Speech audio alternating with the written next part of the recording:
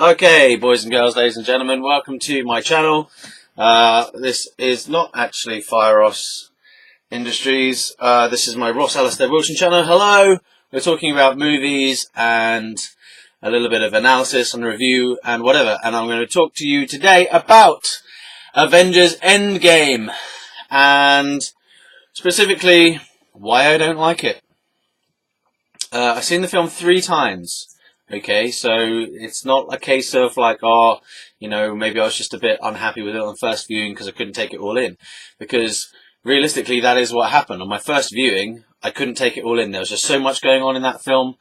It's like boom, boom, boom. You know, the change of Thor and the change of the Hulk there were 2 things. So I was like, whoa, boom. And then also the beheading of Thanos in the beginning was like, boom, whoa.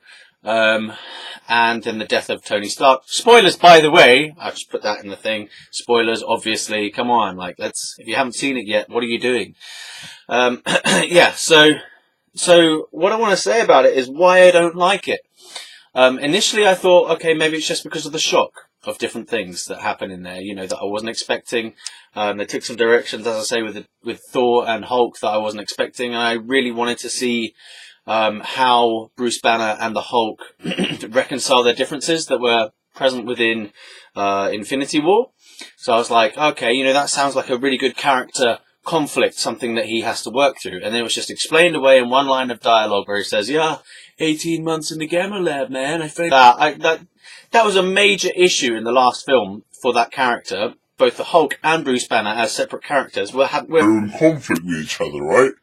And they just explain it away in one line of dialogue in this thing, and I was like, okay, well, fuck that. That took me a while to realise why I was annoyed at Hulk. The second thing about the Hulk is, I don't know if the CGI worked. Like, in one way it looks good, but in another way it's kind of unsettling. Like, I'm watching the face patterns of this CGI character, and it looks a bit like Mark Ruffalo, and it looks a bit like the Hulk. But it's neither one of them. So it's bizarre. And it's almost unsettling. Like his facial gestures are they're almost right, but they're not quite right. And that is off-putting for me. Because I'm like reading the facial cues on this actor. And it's just ever so slightly, just a tiny amount off. And it's enough to make me go, I'm just looking at his face, and I'm not really paying attention to what he's saying or whatever, and it's throwing me emotionally out of the film, and I'm looking at it analytically rather than kind of being involved in what's going on, if that makes sense. But these are just the kind of minor things. I mean, the Thor character, he's fat, it's kind of funny. I actually like a lot of the funny stuff that Thor gets up to. He's just sitting there with his beer, and they're like, is he asleep? And he's like, I'm pretty sure he's dead. That was funny. And the Dark Elves thing, the Dark Elves, woo. You know, I think Thor was good in that respect. But I don't want to see a fat Thor, you know. Why couldn't it have been why couldn't it have been someone else? Like, do that to Hawkeye or something, you know, fuck. I mean, Hawkeye had a great role in this, but he's a minor character. Thor's not a minor character. Thor's one of the big characters, and they've just turned him into Chubba-Lub. Chubba Chups, whatever. And I think it doesn't make any sense. I don't even think it would make sense that he could become fat. He's a god! You know, his body is made of lightning or whatever. It's got lightning coursing through his veins. I think his metabolism is going to figure that shit out. Now, I don't think Thor has to train. He's not someone who goes out, he has to train in order to get his muscles and stuff. He is a god, you know, that's part of his fucking not even genetical, it's a superhuman ability for him to have that physique, I think. You know, it's part of his inbuilt blueprint or whatever, you know, he just stays that way. He's been that way for 1,000 years, and then all of a sudden he gets fat. It doesn't make any sense, you know. He has a few beers, he's not going to get fat. He's a god. Fuck's sake, you know, that's just like... Right, so those are the minor things about why I don't like it. There's another medium level thing that I don't like. It's the time travel shit. I've seen this film 3 times. Every single time, like even the first time I was a bit like, ugh. When the time travel came along, I'm like, ugh. You know, they're wearing these stupid fucking suits that don't make any sense either. Like, what does the suit do? It's an Ant-Man suit, but you put the little Pym particle thing in there, and they all manage to do it, and it happens really quickly. And where was the fucking stylist for that? I mean, the fashion person. Where's the fashion person on the team? This suit just pops out of nowhere. It's not Tony doing that. Is it Ant-Man? Who's doing that? Like, it makes no sense. You go to the Incredibles film, the first one, and they have to make these suits up, and there's always like, Iron Man is making his suits, yeah? Someone has to make the suit. And then these suits just pop out of nowhere, and I honestly spent more time looking at the suits and being fascinated by them than what was going on, because, like, why are they even wearing these fucking stupid suits? I mean, you need them for to go really small and the Ant-Man thing. Okay, whatever. They just did it to try and make it all look cool or something, and I don't know.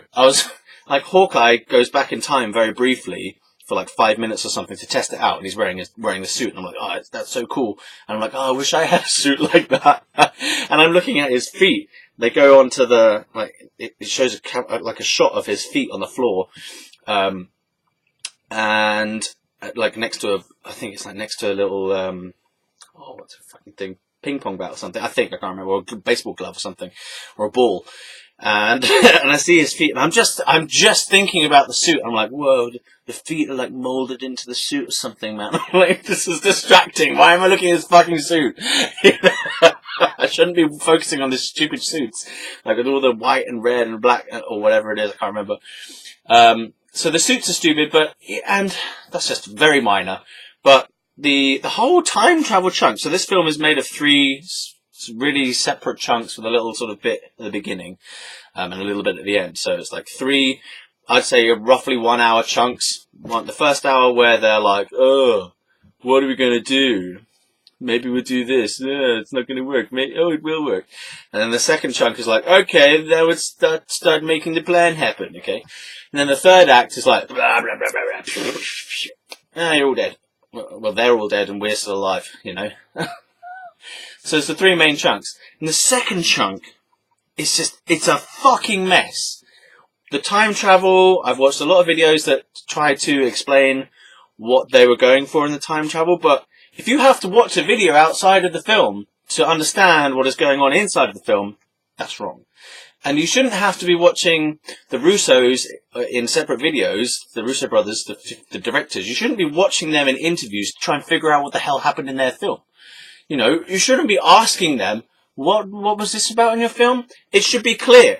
That's good storytelling, it's good filmmaking, if you understand as a viewer what is happening. They're not trying to go for ambiguity in these films, yeah? They're not trying to say, oh, is it this way, is it that way? Like in some films that are more arty, kind of art pieces of films, like Memento or whatever, or Marigold, or even Pulp Fiction, you know, they're not trying to layer possible meanings. No, this is a straightforward film of this is what's happening, and here it is. It's not clear how the time travel really works. Is they're saying, oh, we're going to it creates another reality. Yeah, fine. But to get that on the first pass of the film, it doesn't make sense. Like, I was watching the film and I'm like, okay, what? Time stone? And things are being said that, like, so what's that, the Ancient One. When Bruce Banner goes to the Ancient One to get the time stone, she makes this line in the sky to try and describe the time travel mechanics, basically, of this. Like, so when you take a stone, even trying to explain it is ridiculous. Like, I can understand the Back to the Future thing. It's like, okay, if you fuck it up here, it creates a ripple through time and everything fucks through that whole thing. And you create an alternate reality, and I understand that, okay? But, the way they did it in this, and like, they even tried to kind of get past the time travel nonsense by sort of saying, this film doesn't work by the normal time travel rules, yeah? It doesn't work by the whole kind of like, if you fuck something up in the past, it carries forward in that same timeline. They tried to, just the way they explained it was bollocks. I couldn't understand it on the first pass. I did understand it eventually, but I'm not a stupid guy. It's the way they were explaining it which makes it hard to understand, and also it's kind of a mess how they implement it, you know. So sorry about that. I don't normally pick up the phone. That shouldn't be ringing the house.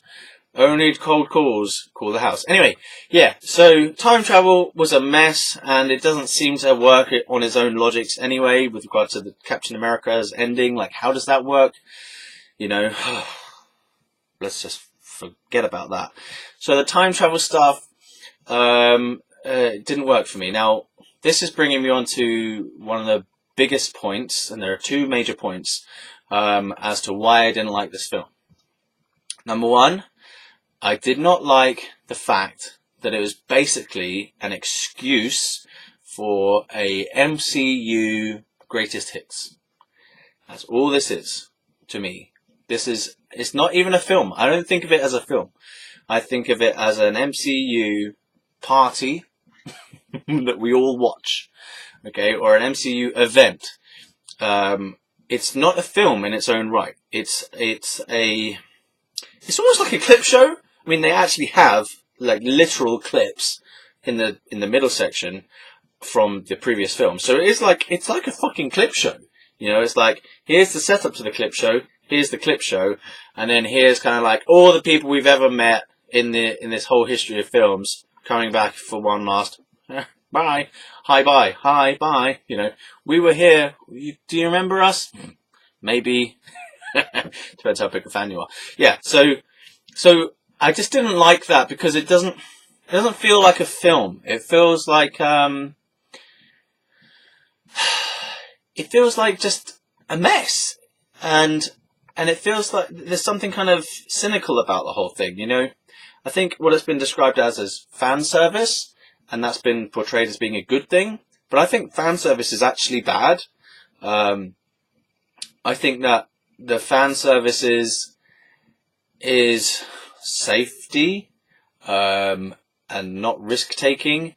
And like, I think they could have done something better with this whole thing. And I was like, man, even if they felt they had to bring in every character, you know, I would have preferred it if they could have made a tight story. This story itself is a mess. It's not a story. It's a way to get every character and every callback and Easter egg into one film from the past 10 years. That's why I don't think of it as a film. It's more of a festival of Marvel shoved in to one film, which is like, okay, if that's how you work as a fan and you're really like into these little things. I mean, I would say that by the time this film came out, I was a pretty dedicated Marvel fan. In terms of the films anyway, you know, I'd seen every single film, and I made sure I'd seen every single film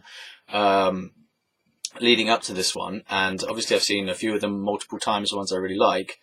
I haven't been involved in the comics yet. That's a whole nother thing that I will look into in the future, but it's just too much for me to sort of get started right now because I've got a lot of other things going on. But yeah, so this Endgame film is it's not a film. It's an event to me. It's just like, it feels like a little bit of this, a little bit of that, a little bit of this, a little bit of that, all chucked in, just to make people happy. And I don't want someone to be trying to make me happy. And that sounds really strange. I don't want someone to be trying to make me happy in a film. I want someone to be doing something good that happens to make me happy. If that makes sense. I want the thing to be so strong in itself that just by my encounter with that piece of work, I'm like kind of blown away by its outpouringness. See, the cynical aspect, what I mean by that is that when you base what you do upon what someone else wants, then you compromise what you are doing artistically and in terms of integrity. You're compromising what you really want to do and what you think is really true and strong inside you to make something that fits to someone else's needs. Which, okay, a little bit of that can be okay, but I'm pretty hard line with my no compromising in terms of artistic integrity. You know, I don't do things that are for the sake of pleasing someone else's aesthetic or someone else's way of mind or whatever. I want to do artistically, at least in the field of artistic endeavor. I do what I think is right, and I create as I create. And I won't let anyone tell me or persuade me to do something that I don't want to do, I don't feel as good or strong. You know, there's occasions where what I want to do and what someone else wants me to do match, and that's when things work. But I'm not going to do something that I don't want to do just because there's a big demand for it, for example. And this just feels like they've gone to the point of, we know this is going to be really big. This is the biggest event in the history of this franchise, and we're going to make sure that everyone is happy. I don't like that.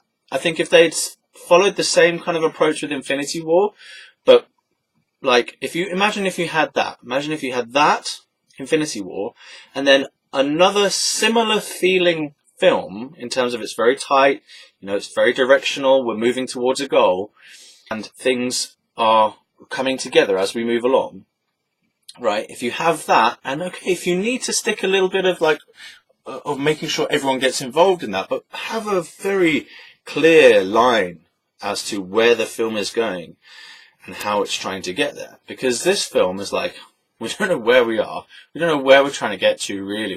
Are we trying to reverse the snap? Blah, blah. And then it just gets so confused in this middle section, and even just before the end, it's just so confused with stuff like old Thanos and old Gamora and old Nebula, and that comes in, and all the random time travel shit that kind of goes right a little bit, then goes wrong, and it's just a mess. It's an absolute mess, you know.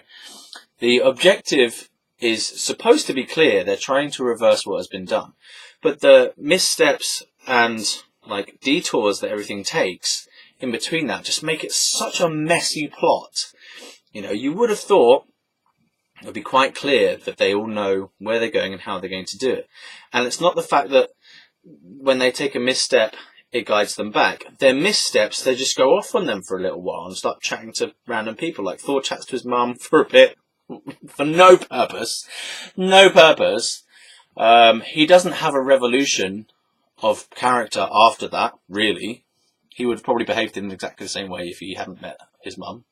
Like, and Tony meets his dad, which I feel like is just another fan service moment. They just wanted to get that in to please, like, Tony's arc for people, but I don't think it even does. I think it would have been better if he hadn't met his dad in the past. I think it's just a fucking mess. It's a mess. Anyway, so that's that point of, it's just fan service. They're trying to add in everything they can to make sure everyone goes, yeah, my favourite person showed up, you know, or I remember that part, or I remember this part, you know. What is that? It's a clip show. It's a fucking clip show. The middle part is a clip show, anyway. Okay, now, my my second biggest major point, and in fact, this is the real reason why I don't like it. The rest of it, okay, fine, doesn't matter so much. It took me a while to really understand, personally, on a personal level, why I don't like this film. And there's a little lead in here. I did feel a bit betrayed by the setup and the hype, you know. Having gone through Infinity War and having been made to wait a year. Okay, it's not that long. It did come around quicker than I thought. Being made to wait for a year with all this hype and like all these theories and, you know, teasers and stuff, and the hype was really, it was fed to us, wasn't it? It was created, and I got involved, and, you know, I was hyped. I was majorly hyped. I got a previous video where I'm so excited about that film that I'm about to burst with excitement. I'm like, you know, and I like that feeling. That's fine, but I would love to have come out of that film and been like, yes. But I came out of that film and I was like, I don't know. You know, I wanted to be like, definitely, yes, I'm triumphant, you know, I can deal with the loss, you know. If Tony had still died at the end of it, I would have been like, okay, but that works, you know, and that's good in a way that they can now move on with the series. But, I mean, so for a while I just thought, okay, maybe it's just because I'm in grief, you know, about, I was kind of serious, you know. I do think about things in these kind of personal terms, like, maybe I'm just in a bit of grief about Tony dying, and I'm in a shock phase. Which I was to begin with. You know, Tony Stark and Iron Man have been my favourite characters throughout the whole thing. And I almost like, I wish Tony would show up in every film, you know. I'm kind of like, is he going to show up? You know, maybe he'll be at the end. Or something about him will show up. Like, I really relate to that character, and I'm a fanboy for that character, you know. He's like, I don't know. I want to be that guy. I want to be him. I mean, who doesn't? Probably quite a few people don't, but I want to be him in some respects. You know, I like the fact that he went from being irresponsible to being responsible over the course of his life, and now he's raising a family and everything. I think that's beautiful that has happened. And yeah, I'm sad that he died. That is the biggest emotional moment for me in that whole film. I do like it when Captain America wields Mjolnir. I don't actually know how to say it, but Mjolnir. Okay, yeah, that's an awesome moment. But again, like, that whole battle scene was still a big mess because they're just trying to shove all the people in and make sure everyone in that battle scene gets a tiny bit of airtime. You know, I liked Valkyrie's flying horse unicorn dude. That was cool. Anyway, you know, even that battle thing is a mess. But back to my point, the main reason why I don't like it is because I think it's irresponsible. That's what I've come to. It took me a while, as I was saying, to get to this understanding of why I feel like I don't like this film. You know, I was ready to watch this film multiple times. You know, the last one, Infinity War, I watched it 8 times, at least, potentially more, but definitely 8 times. Like 5 times in the cinema, and maybe 3 times on Google Play.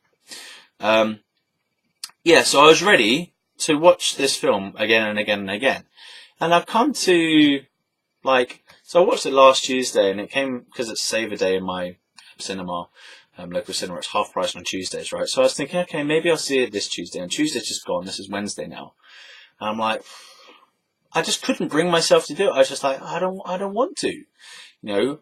I sort of had the idea to begin with, okay, I'm going to watch the hell out of this film, you know, I'm going to really get into it and kind of gorge, you know. I like to gorge on things that I really like. If I really like them, then I'll like suck out all the juice and like try and, you know, I'll think about things from a million different angles, and I'll really start to let my guard down with regard to the emotion of it, because, you know, initially sometimes when you first see something, maybe you don't connect with it fully on the emotional level, and then on repeat viewing, certainly for me anyway, I feel kind of safer. I know what's going to happen, so I allow myself to be more vulnerable to the film. It sounds like a relationship. It is basically like a relationship, in that, you know, the more I get to know the film, the more I can invest in it, actually. Like, I can go deeper in a film the more I watch it. Like, I can just sort of surrender to it deeper and get more meaning out of it, as I allow it to sort of touch me at deeper levels, right? But this film, I was like, oh, man, I don't even, I'm sorry. It's like, I don't even want to, because I feel it's so messy that I don't want to continue watching it. You know, maybe I will next week, but I feel like, I think maybe part of it is like, maybe I am still in a little bit of grief about it, and I don't want it to be the end, and I don't want it to have gone this way, and I just have to kind of go, okay, this is what we have. I don't like it, but I'm going to accept it. But then part of me is like, I don't have time for this stuff, you know. I don't have time to beat myself over the head into liking or enjoying or feeling moved by this film that I feel fundamentally isn't cracked up to what I wanted it to be. Let's get back to this point of irresponsibility. Why do I think it's irresponsible? So this is the deeper point. I think it's irresponsible in a number of ways. One, just work in a random order. One, the end battle. No one dies apart from Thanos' bad guys. Alright, you've got this whole team of avenging people, MCU characters, right? Who are all the good guys. They're all on the same side to destroy Thanos' army and protect Earth and so on, right? None of them, there's no casualties, which I think is irresponsible, because war is never like that. War is always casualties on both sides. And that was a war. There was a battle, right? In Lord of the Rings, which is a similar epic battle, I forget what it's called, probably Return of the King? Yeah, the final big fucking battle, right? People on both sides are getting slaughtered. That is how battles and wars work. And it's horrible. And it's disgusting. War is a horrible, horrible thing. It's abhorrent. It's disgusting. War is a horrible thing. To view, to be part of, to support, to be involved in. It's the destruction of humankind in chunks. You know, I don't care if it's a religious war or it's a political war or what kind of war it is. The basic fact of war is one bunch of dicks killing another bunch of dicks, and that second bunch of dicks killing that first bunch of dicks. It's just two bunches of dicks shooting the fuck or hacking the fuck out of another bunch of dicks. And it works both ways. You know, both sides are a bunch of dicks in the other side's eyes. So from the outside, you're like, this is just two bunches of dicks. You know, I don't care if it's right or wrong from our side, or from their side. You know, they're wrong, let's kill them. And they're thinking the same thing. They're wrong, let's kill them. So it's just two bunches of dicks. And it's irresponsible to portray a battle scene in such, what's that word, sanitized ways. Like, we've got this bunch of Thanos' army people, right? And they're portrayed as these lesser beings in some way, like they're ravenous monster things, yeah. So we're supposed to feel inclined to not care about them dying because they've been turned into monsters. You know, they don't have any sense of humanity to them. They're these like alien beasts that are just out to kill us, so we should feel okay in killing them, right? But I don't like it, because what that actually means, if you parallel that across to real life, what that means is humans, which is all the Avenger crew, killing a load of wild animals. That's the parallel that's being made, because obviously we don't have these kinds of alien creatures in our real life, and the closest approximation to that is dangerous animals. The wild monster, or even people we don't like, can be put into the category of monster. So this is like, it's horrible because it's showing a very one-sided view of war, and very irresponsible and unrealistic view of war. Like, you've got Doctor Strange's like magical army dudes like putting these shields around everything, and we presume that some of our good teams are going to die, and they're probably the people from Wakanda, because they're the only expendable people, according to the film, in that group, because we don't know them, but we know all these other major characters. So basically, a load of Wakandans get killed in the film off screen, because they're not, like, all the characters that we know aren't allowed to die apart from Tony Stark at the end. So it's a big pile of bollocks. Alright, maybe some of the magicians are allowed to die in that as well, because we don't know some of those ones.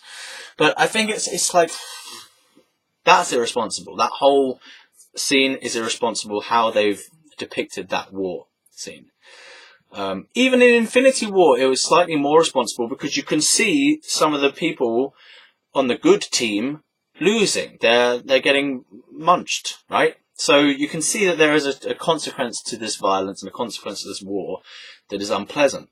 But the ending of Endgame is just it's violent, and it's only violent in one direction. So it's all presented like these good people killing these ultimately bad people, or bad things, or items, whatever. Items? Animals, beasts, yeah? So I don't like that. I think that's not good. It's not cool, because it's portraying a message that I don't know, good always triumphs over evil, and it's very black and white, and it's like, the main point is there's no real consequence to fighting other people. Secondly, the violence throughout the whole film is disgraceful. Maybe this is going to be an unpopular opinion, because it's a fantasy film, you know, it's a superhero fantasy film, and tends to be a lot of violence. But there's a lot of violence in this film, I think, and this is a 12A rating, isn't it? And someone gets beheaded, and you actually see that. Like, you see a decapitated head in a 12A film, and you see this person get his head sliced off with an axe. Now that's pretty grotesque, you know, that's shocking because it's horrible. And you got to remember, we live in a world where there are videos like that on the internet of real terrorists really beheading people. Like, that's an actual thing. There are videos of people being decapitated. I've seen one. Because I'm that kind of fucked up, I want to see what is real. What is this fucking grotesque stuff? And then you see that in a film. It's so irresponsible, you know, because it's even portrayed as a good thing. It's like, finally I did what I was supposed to do. It's so irresponsible to portray this violence in such a glorified way. It's horrible. You know, the good guys would never incur any substantial injuries that they can't surmount or overcome in some technological way, which is irresponsible. If you fall over, you get hurt. If you get punched in the face, you get hurt. If you fucking are in a fight, it fucking hurts. Like, I've been in a few fights. It's not even, you get hurt, but you get, like, depending on how bad the fight is, you could have a broken arm, a broken wrist, you could have a black eye, you know, and these things are not just like, oh, you just get up and carry on. Sometimes, when you get in a fight, certainly to the degree of the fights that are in this thing, you know, you get in a fight, and you're out of action. You are actually out of action. Yeah? I mean, in any of these fights, you could twist your ankle in this film. Someone could have twisted their ankle and just been out. That's it. You know, I can't fight anymore because I twisted my ankle. So this whole kind of like superhuman element is starting to become very irresponsible, I think, on the filmmaker's part, because they're portraying this kind of like invulnerability and violence together, and it's nasty. It's actually nasty because it's so unreal. It's unreal to the point of like irresponsibility. It's like promoting irresponsible ideas that there's no real consequence to violence.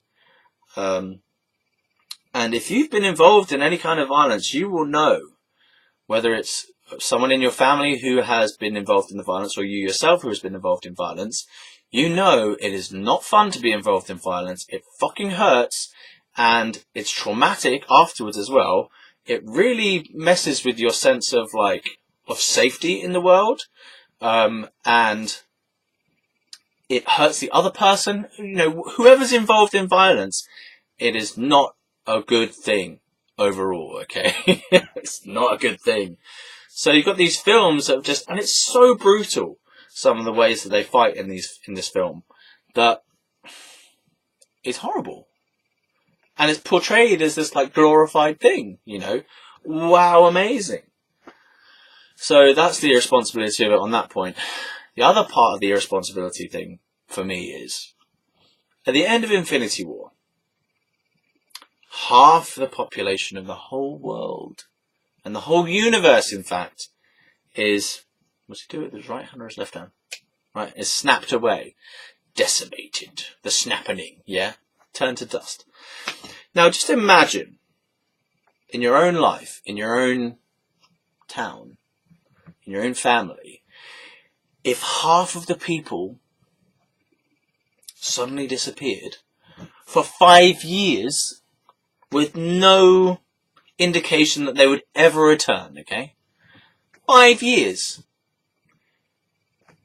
5 years, right?